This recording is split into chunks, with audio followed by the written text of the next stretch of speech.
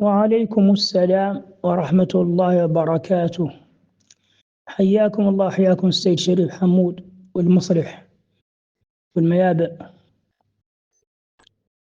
المبارك آل الشريف محمد ابن الشريف بهماد رزق الحساني معقل الزينب جعفر الهاشمي، حفظك الله ورعاك من كل سوء.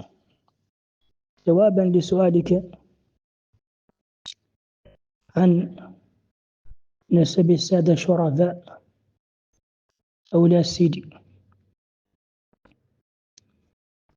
هذا النسب وردت فيه 3 روايات.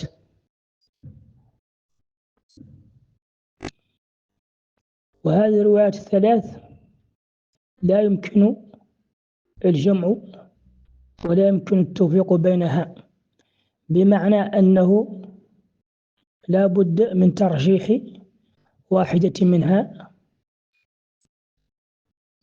في الرواية الأولى والمشهورة والمتواترة عند أصحاب النسب أنفسهم وهم السادة الشرفاء السيدي، هي أن نسبهم يتصل بموسى الجون ابن عبد الله المحض ابن حسن المثنى ابن حسن الصبط رضي الله عنه وارضاه، من خط الشيخ عبد القادر الجيلاني ابن موسى جنكدوست رحمه الله تعالى. والرواية الثانية هي كما ذكر الأخ متدخل في مقطع الصوتي، أن الشريف سيدي بكر أنه ابن سيدي علي أخو سيدي يحيى التنواجوي. والرواية الثالثة والتي هي عند بني صالح أن الشرفاء أولاد سيدي بكر فرع من بني صالح، وأنهم يتصلون بموسى الجون من خط صالح ابن عبد الله ابن موسى الجون. والصالح هو الذي حكمت ذريته مملكة غانا،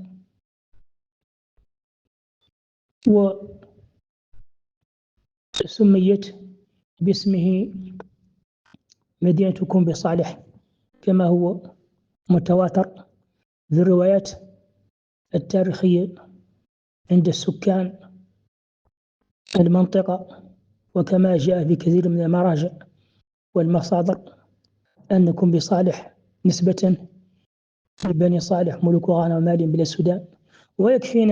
ويكفينا تواتر المصادر والمراجع العالمية من القرن السادس الهجري إلى اليوم أن بني صالح ابن عبد الله ابن موسى الجون حكموا مملكة غانا. هذه الرواية التي عند بني صالح أنه لا سيدي بكر فرع من بني صالح، هذه الرواية توجد أيضا عند فرع آخر من فروع لا سيدي، وهو آل الشريف أحمد آل الأرواني.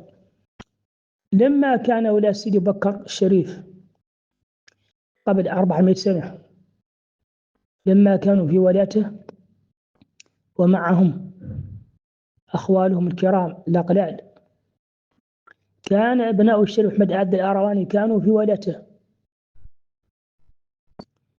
وأقرب شخص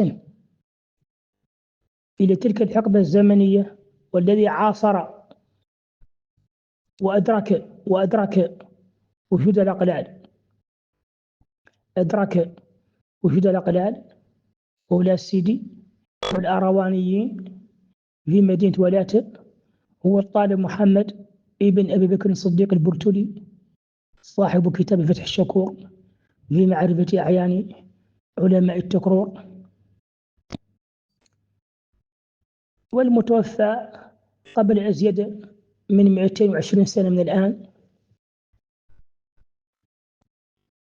في كتابه فتح الشكور كان حينما يترجم لأحد من أبناء الشريف أحمد العبد الأرواني مثل القاضي سيد الوافي الأرواني، يقول بأنه من نسل أحمد ابن آد الغلاوي، أحمد ابن آد الغلاوي، بمعنى أن الأروانيين قبل 400 سنة قبل 220 سنة كانوا ينسبون إلى الأغلال، والنسبة إلى الأقلال هذه هي النسبة المشتركة بين ذرية محمد قلي وبين ذرية الصهري وزوج بنته شريف سيدي بكر شريف، فلا يمكن الفصل بين الأقلال وبين الشرفاء أولاد السيدي لأنهما ذرية بعضها من بعض، إلا فيما يتعلق بالنسب، حيث الأقلال يقولون بأنهم بكريين والشرفاء أولاد السيدي حسنيين.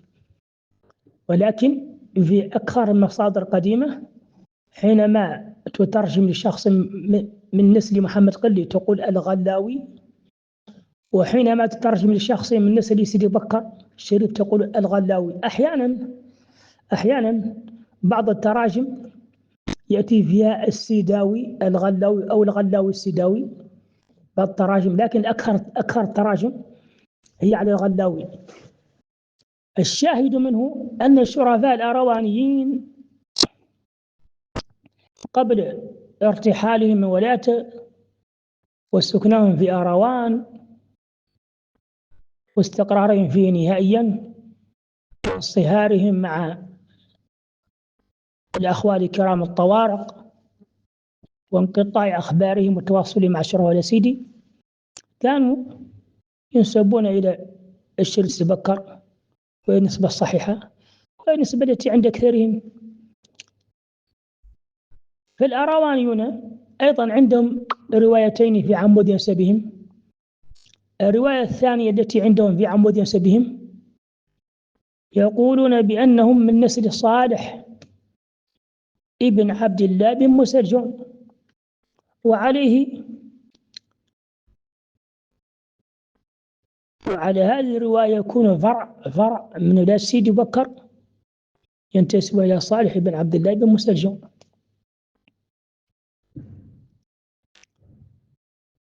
طيب، هنا نأتي إلى الترجيح. أولا، اتفق الشرفاء أولاد سيدي في نسبتهم إلى مسرجون، اتفقوا مع الصالحيين في نسبتهم إلى مسرجون.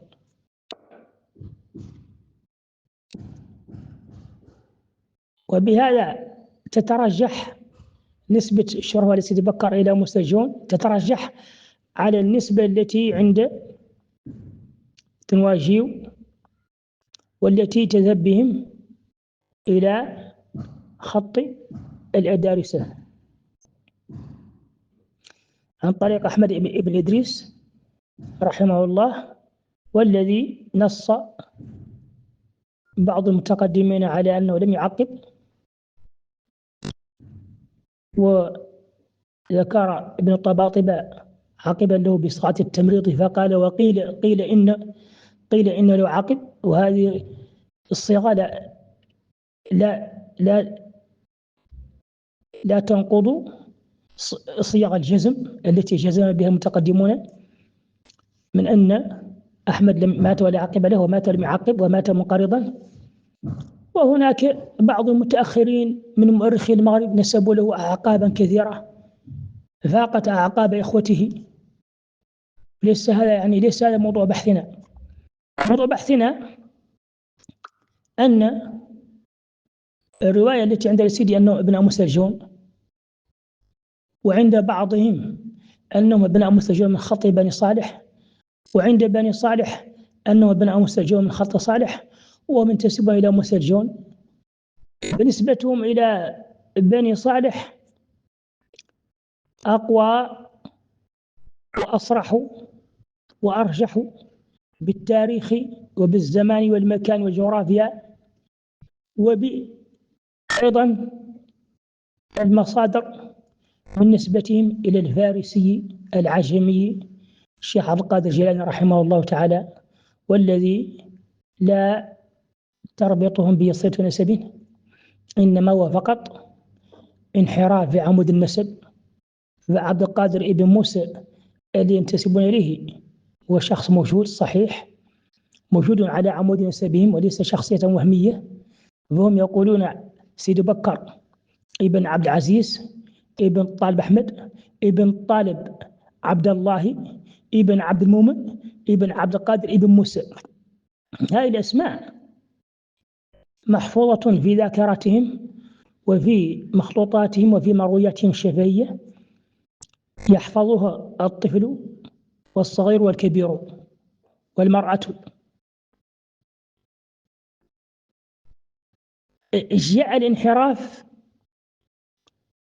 في أن عبد القادر بن موسى قالوا بأنه الجيلاني،